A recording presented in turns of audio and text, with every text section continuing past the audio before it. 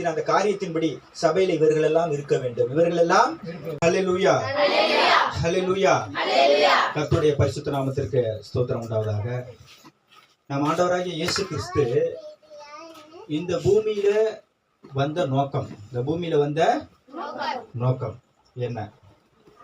நம்மை குறித்து அவர் வைத்திருக்கிற நோக்கம், நம்மை குறித்து அவர் வைத்திருக்கிற நோக்கம். ரெண்டு விஷயங்களை நம்ம இன்னைக்கு என்ன செய்ய போறோம், பார்க்க போறோம். இப்ப ஆண்டவர் இந்த பூமிக்கு வந்த பொழுது எதற்காக இந்த பூமிக்கு ஆண்டவர் வந்தார்? நம்மை குறித்து என்ன திட்டம் தீர்மானம் வைத்திருக்கிறார் ஆண்டவர்?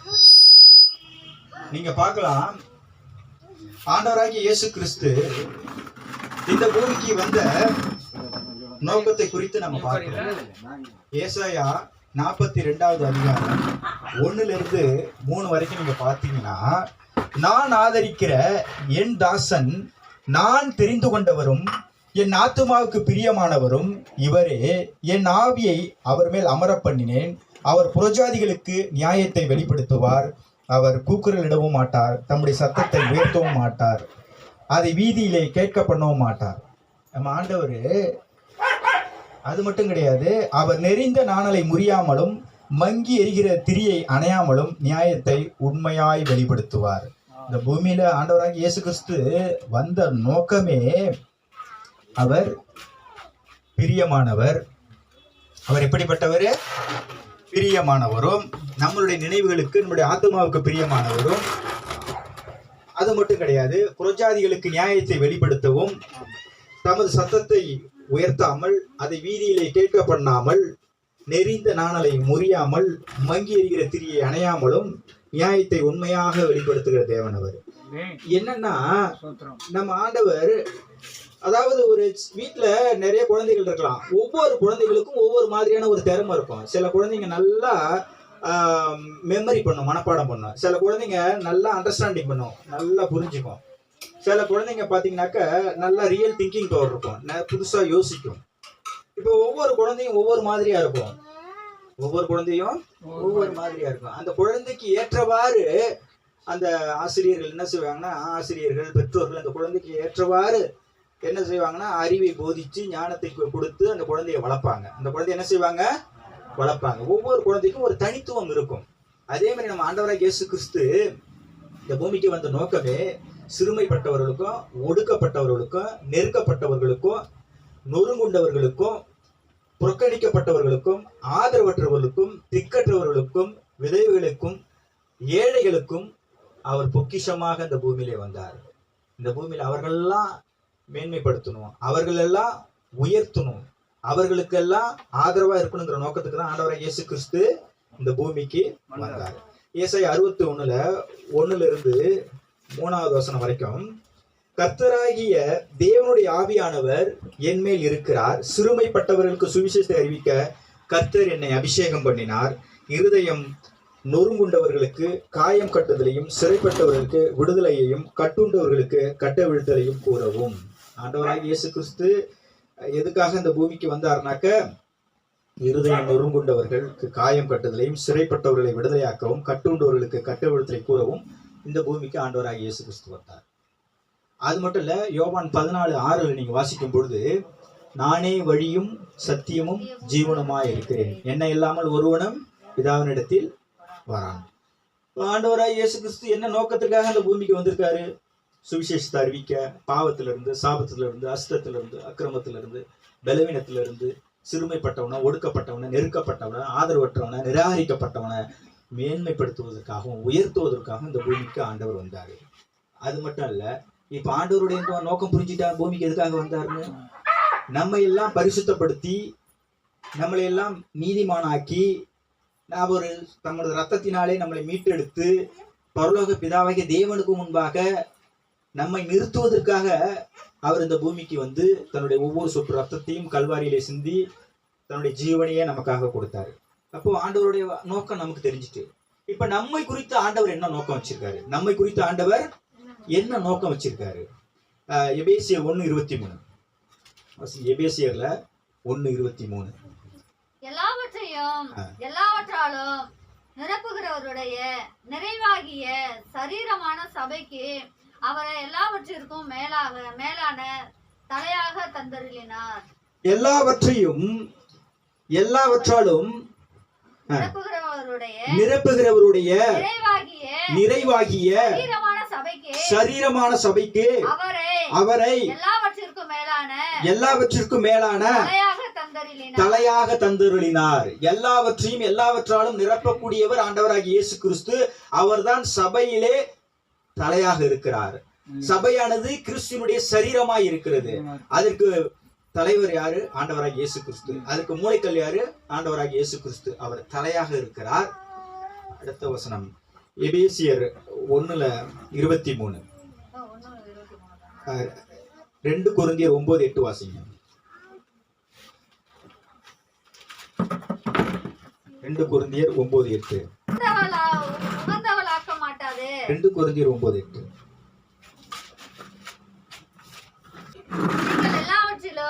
எப்பொழுதும் சம்பூர்ணம் உடையவர்களாயும் சகலவித நற்கிரியைகளிலும் பெருகுகிறவர்களாயும் இருக்கும்படியாக தேவன் உங்களிடத்தில் சகலவித கிருபையையும் பெருக செய்ய வல்லவராய் இருக்கிறார். சகலவித பெருமையையும் சகலவித கிருபையையும் பெருக செய்ய வல்லவராய் இருக்கிறார். சகலவித கிருபையும் பெருக செய்ய வல்லவராய் இருக்கிறார். எல்லாவற்றிலும் எப்பொழுதும் அடுத்தது எல்லாவற்றிலும் சம்பூர்ணம் உடையவர்களாய் பரிபூர்ணம் உடையவர்களாய் இருக்கும்படிக்கு சகலவித நற்கிரியைகளிலும் பெருகிறவர்களாய் இருக்கும்படியாக தேவன் உங்களிடத்தில் சகலவித கிருபையையும் பெருக செய்ய வல்லவராய் இருக்கிறார். சகலவித கிருபையும் பெருக செய்ய வல்லவராய் இருக்கிறார். அவர் சபையில எப்படி இருக்காரு? வல்லவரா இருக்கிறாரு. சபையில எப்படி இருக்கிறாரு? தலைவரா இருக்கிறாரு. சபையில எப்படி இருக்கிறாரு? மூளைக்கல்லா இருக்கிறார் நம்ம ஆண்டவராகிய இயேசு கிறிஸ்து. நம்ம எப்படி அவர் நம்மை தெரிந்து கொண்டார்? மத்தேயு 28:19 வாசிக்கும் பொழுது, நீங்கள் புறப்பட்டு போய் சகல ஜாதிகளையும் சீஷராக்குங்கள். புறப்பட்டு போய் சகல ஜாதிகளையும் யாரை குறித்து ஆண்டவர் சொல்றாரு? நம்மளை குறித்து. அப்ப சீஷர்னா கர்த்தருக்கு உண்மையானவன். கர்த்தருடைய கட்டளைகள், நியாயப்பிரமாணங்கள், சத்தியம், கற்பனைகளை, உபதேசங்களை கை கொள்ளுகிற 100% உண்மையுள்ள ஒரு மனிதன் தான் சீஷன். பாவத்தை விட்டு 100% இயேசுவை முழுமையாக பின்பற்றக்கூடிய ஒரு மனிதனுக்கு தான் பேர் என்ன? சீஷன். அதான் நம்மளை பார்த்து ஆண்டவர் சொல்றாரு, நீங்கள் புறப்பட்டு போய் சகல ஜாதிகளையும் என்ன பார்க்கணும்? சீஷராக்குங்கள். அடுத்தது ஒரு வசனத்தை நீங்க பார்த்துக்கலாம். தேவனுடைய திட்டம் என்ன? சபையில தேவனுடைய திட்டம் கடைசி காலத்துல எழுப்புதல் வரணும், மிகப்பெரிய எழுப்புதல் வரணும் நம்ம எல்லாம் சொல்றோம், எதிர்பார்க்கிறோம். ஆனா தேவன் சபையை குறித்து ஒரு திட்டம் வச்சிருக்காரு. 1 கொரிந்தியர் 12:28 வாசிக்கலாம். 1 கொரிந்தியர் 12வது அதிகாரம் 28வது வசனம்.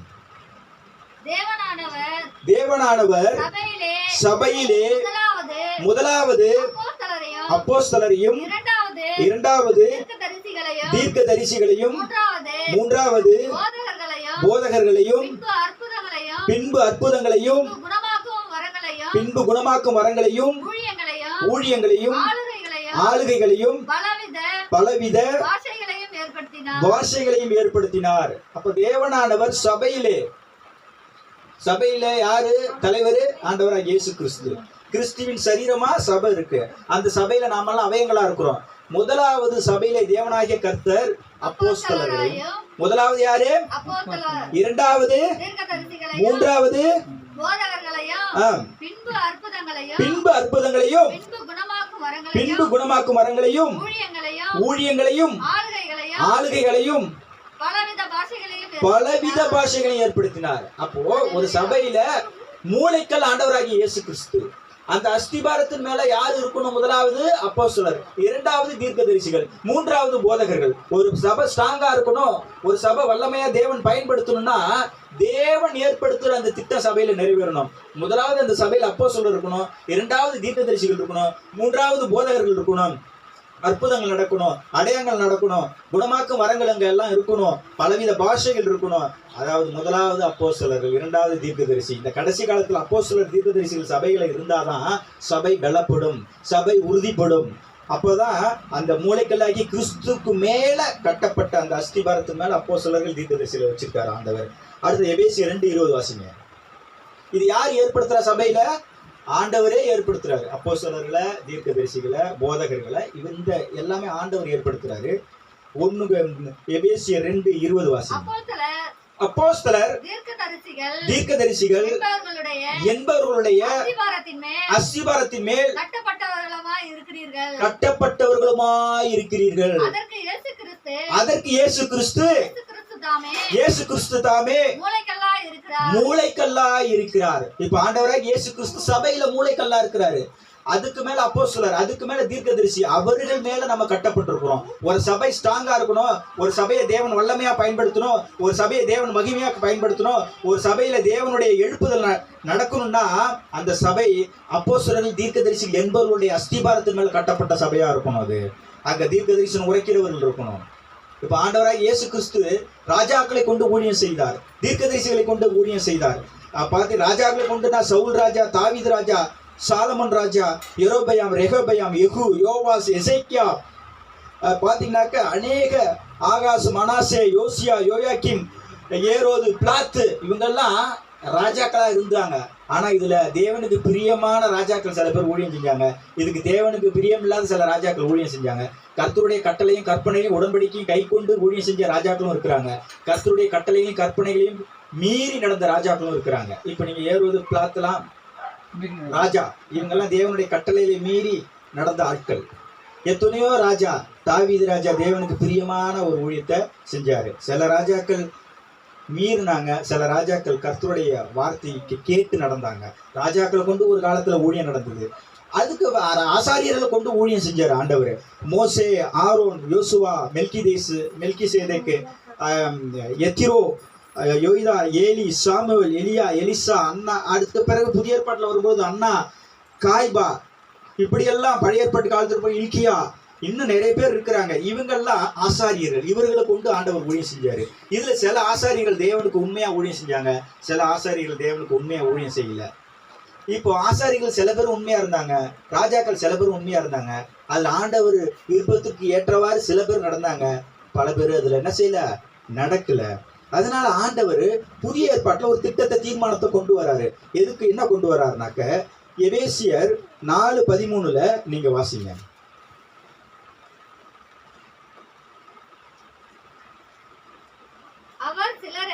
அவர் சிலரை அப்போஸ்தலராகவும், சிலரை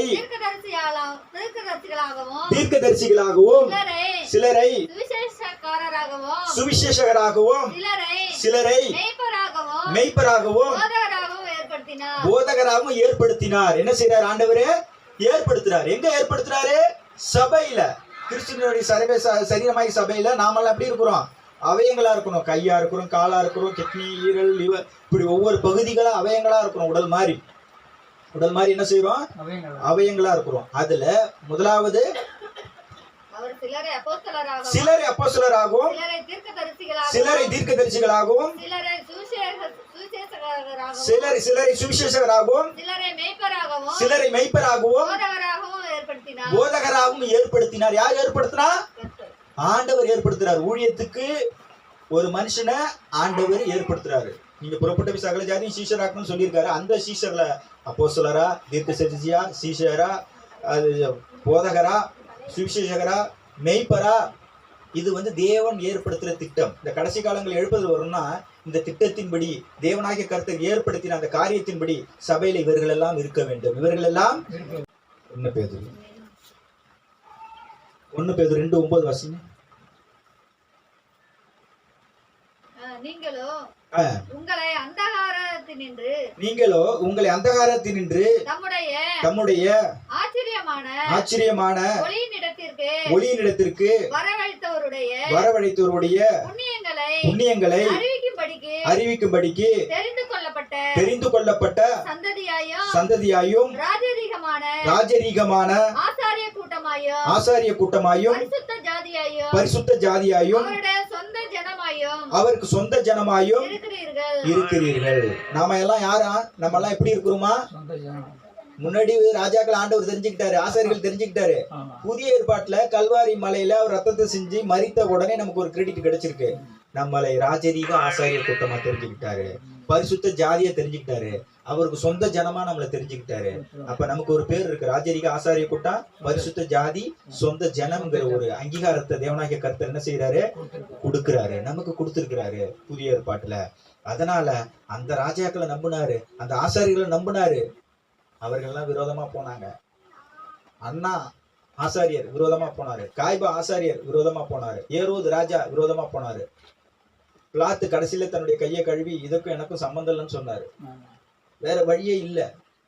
ஆனா இன்னைக்கு அவர் புதிய ஏற்பாட்டுல அவர் சிலுவையில் அடிக்கப்பட்டு மரித்த முக்கிய நோக்கமே நம்மளை ராஜாக்களும் ஆசாரியரும் மாற்றுவதற்காக. சபையிலே அப்போஸ்தலர்களையும் தீர்க்கதரிசிகளையும் சீஷர்களையும் போதகர்களையும் சிஷ்யர்களையும் மெய்ப்பர்களையும் அற்புதங்களையும் அடையாளங்களையும் குணமாக்கும் வரங்களையும் ஏற்படுத்துவதற்காக. இதையெல்லாம் செய்யக்கூடியவர் கடைசி காலங்கள்ல எங்க இருக்கணும், சபையில தான் ஆண்டவர் ஏற்படுத்துறாரு, சபையில தான் இருக்கணும். இதன் மூலமா தான் தேசம் ரட்சிக்கப்படும், இதன் மூலமா தான் சகல ஜனங்களுக்கும் சுவிசேஷம் என்ன செய்யும், அறிவிக்கப்படும். கடைசியா ஒரு வசனத்தை வாசிக்கும், வெளிப்படுத்தின விசேஷம் 1:6. வெளிப்படுத்தின விசேஷம் 1வது அதிகாரம் 6வது வசனம். நம்மிடத்தில் அன்பு கூர்ந்து தமது இரத்தத்தினாலே நம்முடைய பாவங்களற நம்மை கழுவி தம்முடைய பிதாவாகிய தேவனுக்கு முன்பாக நம்மை ராஜாக்களும் ஆசாரியர்களும் ஆக்கின அவருக்கு மகிமையும் வல்லமையும் என்றென்றைக்கும் உண்டாயிருப்பதாக. ஆமென். தம்மிடத்தில் அன்பு கூர்ந்து தம்முடைய இரத்தத்தினாலே நம்முடைய பாவங்களால நம்மை கழுவி நம்முடைய பிதாவாகிய தேவனுக்கு முன்பாக நம்மை ராஜாக்களும் ஆசாரியர்களும் ஆக்கின அவருக்கு மகிமையும் வல்லமையும் என்றென்றைக்கும் உண்டாயிருப்பதாக. நமக்கு பேர் என்ன, ஆண்டவராகிய இயேசு கிறிஸ்து சிலுவையில ரத்தம் செஞ்சு மரித்த உடனே தேவாலய திருச்சிலை 2ஆ கிழிஞ்சது, மகா பரிசுத்த ஸ்தலம் திறக்கப்பட்டது. அந்த மகா பரிசுத்த ஸ்தலத்தை கொண்டு வந்து இருதயமாகி ஆலயத்திலே வச்சிருக்கிறார் ஆண்டவர். நீங்க பாத்தீங்கன்னாக்க 1 கொரிந்தியர்ல 3வது அதிகாரத்துல 16வது வசனத்துல நீங்க பார்க்கும் பொழுது 1 கொரிந்தியர் 3:16 நீங்க பார்க்கும் பொழுது, நீங்கள் தேவனுடைய ஆலயமாய் இருக்கிறீர்கள் என்றும் தேவாவி உங்களில் வாசமாய் இருக்கிறார் என்றும் அறியாது இருக்கிறீர்களா. நம்ம தான் தேவனுடைய ஆலயம், தேவ வாசமா இருக்கு. ஏசாயா 61:6 வாசிங்க. நீங்களோ கர்த்தரின் ஆசாரியர் என்று சொல்லப்படுவீர்கள், உங்களை நமது தேவனுடைய பணிவிடைக்காரர் என்பார்கள். யாருனாக்க தேவனுடைய ஆசாரியர்கள், அவருடைய ஊழியக்காரர்கள். லேவியர்கள்னா பணிவிடைக்காரர்கள். நாமெல்லாம் ஆசாரியர்கள் என்றும் பணிவிடைக்காரர்கள் என்றும் சொல்லப்படுவீர்கள். ஒரு வசனம் வாசிங்கன்னா ஏசாயா 66:21. ஏசாயா 66:21.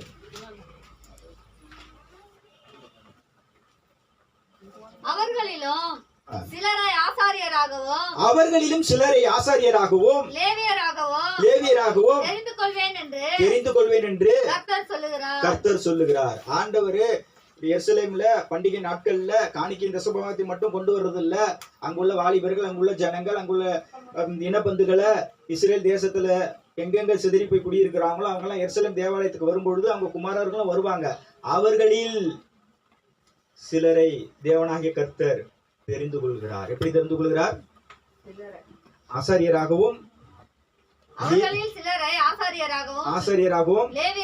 லேவியராகவும் தெரிந்து கொள்வேன் என்று கர்த்தர் சொல்லுகிறார். இதுதான் கடைசி காலத்துல தேவனுடைய திட்டம், தேவனுடைய தீர்மானம், நம்மை குறித்து தேவன் வைத்திருக்கிற நோக்கம் என்னன்னா, நம்மை தேவன் ஆசாரியர்களா ராஜாக்களா மாத்திருக்கிறாரு. ஆண்டவர் அந்த அங்கீகாரத்தை கொடுக்கிறாரு.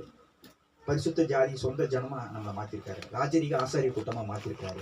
இதுதான் கடைசி காலத்துல தேவன் சபை ஆகணும், விவசாயி ஆகணும், பெரிய பிசினஸ்மேன் ஆகணும், பெரிய இன்ஜினியர் ஆகணும், இப்படிலாம் ஒரு எண்ணங்கள், ஒரு இயக்கங்கள் இருக்கும்.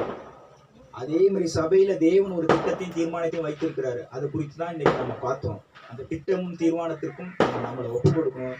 ஏன்னா சபையில ஏற்படுத்துகிறவர் தேவன், சபையில நம்மளை ஏற்படுத்துகிறவர், உயர்த்துகிறவர் ஆதரிக்கிறவர், நம்மளை மேன்மைப்படுத்துகிறவர், நமக்கு தலையாக இருக்கிறவர் கிறிஸ்துவா இருக்கிறார். அவருக்கு கீழ்ப்படிந்து நம்ம என்ன செய்யணும்? நம்மளுடைய வாழ்க்கையை அவருக்கு ஒப்பு கொடுக்கணும். ஹல்லேலூயா, ஹல்லேலூயா, ஹல்லேலூயா.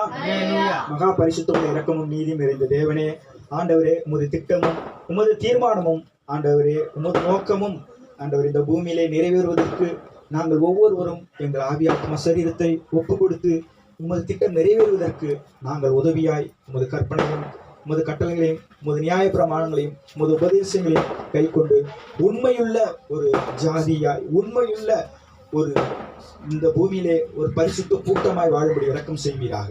ஆண்டவரே, இந்த திருவெண்காடு பகுதியிலே இந்த கிராம ஊழியத்தை தேவனாகிய கர்த்தர் பாதுகாத்து கொண்டு ஆசீர்வதிக்க வேண்டும் தகப்பனே. நாங்கள் இந்த ஊழியத்திலே ஆரம்ப காலத்திலே நாங்கள் ஆண்டவரே வயல்வெளியிலும் மண் ரோட்டிலும் சிமெண்ட் தரையிலும் அலுமினிய பாத்திரத்திலும் பித்தளை பாத்திரத்திலும் மண் பாத்திரத்திலும் இசைகளை வாசித்து அருமை மகன் லியோனியோடு நாங்கள் கூட இருந்து இந்த ஊழியத்தை செய்த காலங்கள் மறக்க முடியாது தகப்பனே. அப்படியா எந்த சூழ்நிலையிலும் எந்த காலங்களிலும் எந்த நேரங்களிலும் மனரம்மியமாய் அப்போஸ்தலனாகிய பவுலை போல அப்போஸ்தலனாகிய பவுலுக்கு முன்மாதிரியா இருந்த ஆண்டவராகிய இயேசு கிறிஸ்துவை போல இந்த ஊழியத்தை நாங்கள் செய்ய வேண்டும் தகப்பனே. இந்த ஊழியம் ஆண்டவரை அருமை மகன் லியோனியை கொண்டு அவர் துணைவியாரை கொண்டு இங்கு உள்ள பொது ஜனங்களை கொண்டு விசுவாச பிள்ளைகளை கொண்டு ஆண்டவரை ஆத்ம பாரத்தோடு இந்த கடற்கரை கிராமத்திலே இந்த ஊழியம் திரளாய் பெருகி பழுகும்படி உதவி செய்கிறார்கள். இன்னும் வருகின்ற நாட்களில் மகன் அநேக சபைகளுக்கு ஆண்டவரை போதிக்கிற ஒரு மகனாக செல்கிற ஒரு மகனாக நான் காண்கிறேன் தகப்பனே. இந்த கடலோர கிராமங்கள் ரட்சிக்கப்படும் அநேக ஜனங்கள் தேவாலயத்திற்கு வந்து தேவனை அறிந்து அவருடைய திட்டத்திற்கும் தீர்மானத்திற்கும் நம்மை ஒப்புக் கொடுக்கும்படி இரக்கம் செய்வீராக. அப்படியாய் ஊழியக்காரரின் குடும்பத்தை பாதுகாத்துக் கொண்டு ஆசீர்வதிங்க. இந்த வீட்டை திறந்து கொடுத்த ஆண்டவரை ஆதரிக்கிற அண்ணன் தமிழ்தாசன் அண்ணன் குடும்பம் முழுவதையும் பாதுகாத்துக் கொள்ளுங்க. போதகர் லியோனி குடும்பம் முழுவதையும் பாதுகாத்துக் கொள்ளுங்க. விசுவாச பிள்ளையின் குடும்பம் முழுவதையும் பாதுகாத்துக் கொள்ளுங்க. ஆசீர்வதிங்க.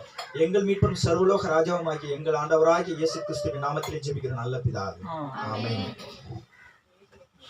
என் ஆத்துமாவே கர்த்தரை ஸ்தோத்திரி, என் முழு உள்ளமே அவர் பரிசுத்த நாமத்தை ஸ்தோத்திரி. என் ஆத்துமாவே கர்த்தரை ஸ்தோத்திரி, கர்த்தர் செய்த சகல உபகாரங்களும்.